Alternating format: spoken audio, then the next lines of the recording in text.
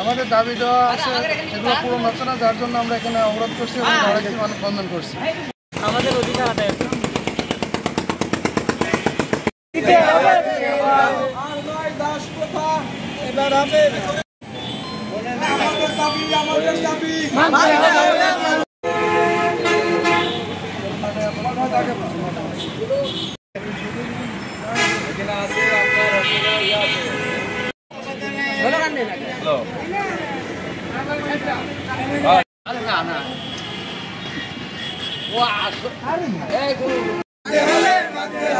আমাদের চাকরি আমাদের চাকরি মানতে হবে, আমাদের চাকরি আমাদের